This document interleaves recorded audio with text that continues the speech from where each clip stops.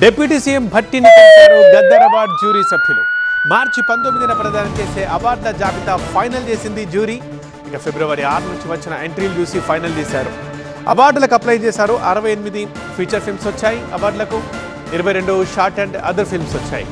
ఇక మార్చి 5 కల్లా సినిమాలు చూడటం పూర్తి చేసింది జ్యూరీ. ఫైనల్ రిపోర్ట్తో డిప్యూటీ సీఎంని కలిసింది మణిశర్మ ఆధ్వర్యంలోని జ్యూరీ. మార్చి 19న ఉగాది సందర్భంగా ద్వితీయ వార్షిక గద్దర్ ఫిల్మ్ అవార్డులు ఇవ్వబోతోంది ప్రభుత్వం.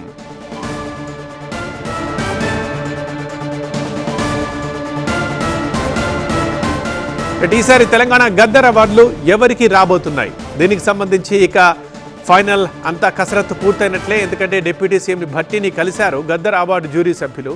మార్చి 19న ప్రదానం చేయబోతున్నారు గద్దర్ అవార్డుల జాబితా.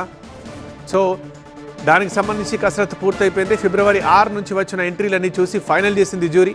అవార్డులకు ఇప్పటికీ 68 feature films and 22 short and other films apply చేశాయి.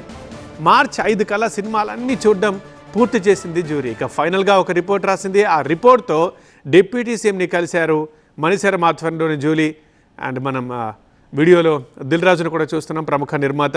అటు నాగవంశీ కూడా ఉన్నారు. సో అలా జ్యూరీ సభ్యులందరూ కలిసి ఫైనల్ రిపోర్ట్ని డిప్యూటీ సీఎంకు అందించారు. ఇక మార్చి 19న ఉగాది సందర్భంగా రెండోసారి గద్దర్ ఫిల్మ్ అవార్డులు ఇవ్వబోతుంది ప్రభుత్వం. మరి ఎవరిని భరించబోతున్నాయి ఈ గద్దర్ అవార్డులు ఈసారి? ఇది ఇప్పటికీ సస్పెన్స్.